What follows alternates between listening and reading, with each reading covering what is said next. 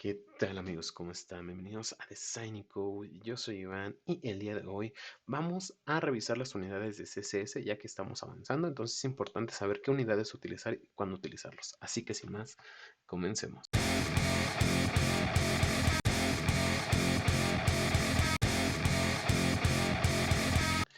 ¿Qué tal amigos? Pues bueno, vamos a comenzar hablando de las unidades de CSS, que es una parte indispensable cuando estamos desarrollando y hay que conocer para qué y cuándo utilizar cada una de ellas.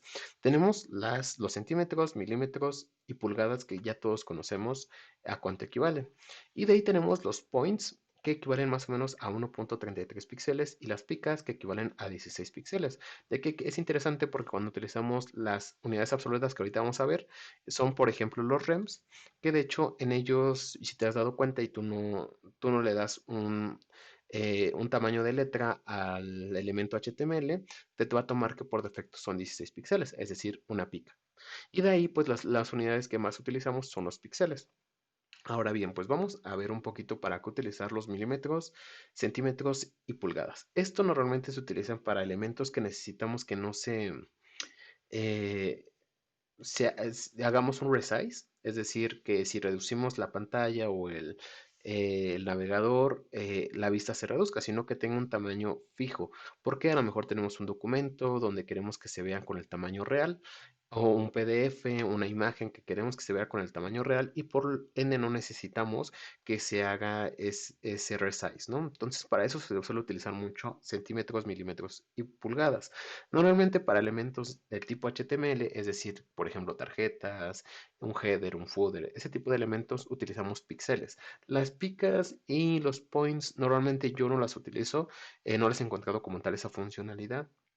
Supongo que deben de haber una buena funcionalidad para cada una de ellas, pero son de elementos que casi no se utilizan. Entonces, bueno, vamos a ir a ver como tal cómo se comportan estas unidades. Como les digo, tenemos aquí un elemento container, un elemento hijo y pues aquí tenemos como tal los estilos, ¿no? Vamos a modificar este y vamos a colocarle, bueno, sí, 2 centímetros y 2 centímetros y 3 centímetros. Guardamos y como puedes ver, tal cual, lo que equivale a un centímetro, por ejemplo, si le ponemos 10 milímetros, se reduce el ancho. Y pulgadas, ¿no? Por ejemplo, 2 pulgadas. Si te das cuenta, acepta el CSS, sí acepta esas medidas y las podemos utilizar, como les digo, para ese tipo de ejemplos.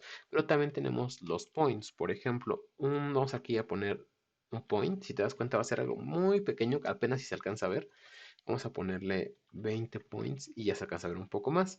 Y podemos colocar aquí 5 picas. ¿Sale? Y esto equivale, pues como les digo, a 16 píxeles. Pero no normalmente, y lo que yo siempre utilizo en unidades absolutas, normalmente casi un 80% del que utilizo normalmente son píxeles. ¿Por qué? Porque pues ya tenemos como ese uso es muy sencillo, ¿no? Básicamente de utilizar. Entonces yo utilizo píxeles porque no es fácil trabajar con ellos. Y por milímetros y centímetros realmente es difícil saber hoy en día en las pantallas, ¿no? Es decir, que una pantalla quieres mostrar 50 centímetros de pantalla o 30 centímetros de pantalla, como digo, a menos excepciones de estas donde necesitamos mostrar tamaños reales. Y bueno, vamos a pasar a las unidades relativas que son las más interesantes en realidad. Las unidades absolutas al final del día las podemos utilizar pero para ciertas características y los píxeles que pues ya utilizamos día a día, ¿no? Entonces vamos a ir a la siguiente diapositiva y de aquí encontramos las unidades relativas. Las unidades relativas tenemos varias. Tenemos los EMS. Los EMS que son, bueno, primero son una unidad que están relativas al elemento padre. Estas sí las vamos a ver una por una.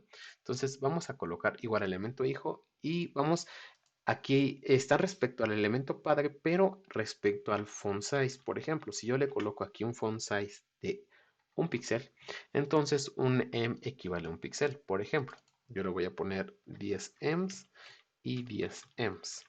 Entonces, si yo guardo, si se dan cuenta, son 10 píxeles. Pero normalmente esto no funciona mucho porque si nosotros tenemos una tarjeta y que queremos que el elemento hijo, un botón o lo que estemos utilizando, cargando dentro, solamente utilice cierta medida respecto al elemento padre.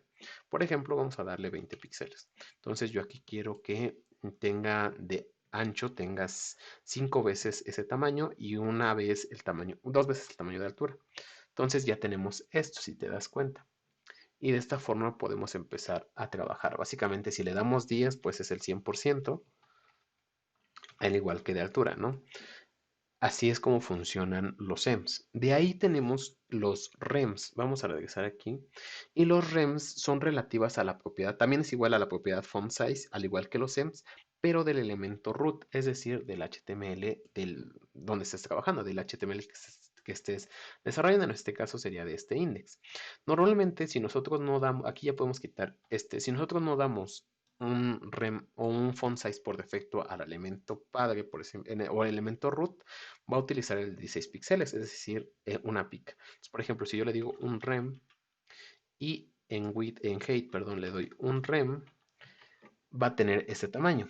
Entonces yo voy aquí, esto normalmente siempre se hace al principio y te ayuda muchísimo cuando lo haces a nivel de media queries para que tus elementos sean más responsivos a nivel de texto, porque tú por defecto le puedes poner este font size 16 píxeles, que al final del día es la misma medida que ya traemos, pero podemos ponerle una medida más. Por ejemplo, cuando ya estemos en una pantalla de 1200 píxeles, a lo mejor le ponemos 25 píxeles para que todos los textos aumenten ese tamaño. Y si te das cuenta, también tanto aumentó el texto como aumentó esta parte, ¿no? Entonces, aquí es como funcionan los REM. Los REMs están respecto a la unidad padre. Y de ahí tenemos otra.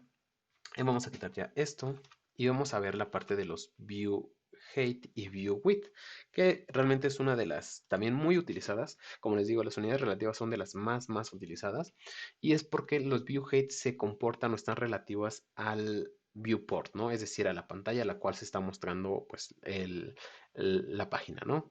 Entonces, para ello nosotros tenemos en cuenta esto. Si yo doy 50%, 50 view height quiere decir que va a ser el 50% de la pantalla, no el porcentaje del elemento, está de la pantalla. Si tenemos una pantalla de 1920 o de 1000, sí, 920 por 7 o 1800, 1000, no sé, bueno, de 15 pulgadas, para no hacerme pelotas, de 50, de 15 pulgadas, entonces el 50 view height va a tener la mitad de esas pulgadas. Bueno, obviamente de altura, ¿no?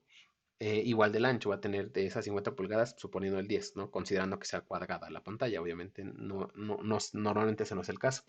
Entonces, pues tenemos esto. Entonces vamos a guardar y si te das cuenta tiene el 50 view height. Aquí se sale, de hecho aquí lo vamos a hacer en el elemento padre para que se vea un poco más. Vamos a decirle que tenga 50 view height y 50 view width, 50 view width. Vamos a hacerla grande y si te das cuenta le puse 50 view height. Ah, perdón. De hecho, normalmente aquí hay que destacar esto. El view height, aunque se puede utilizar así, normalmente se debe utilizar con su propiedad, ¿no? O sea, view width y view height.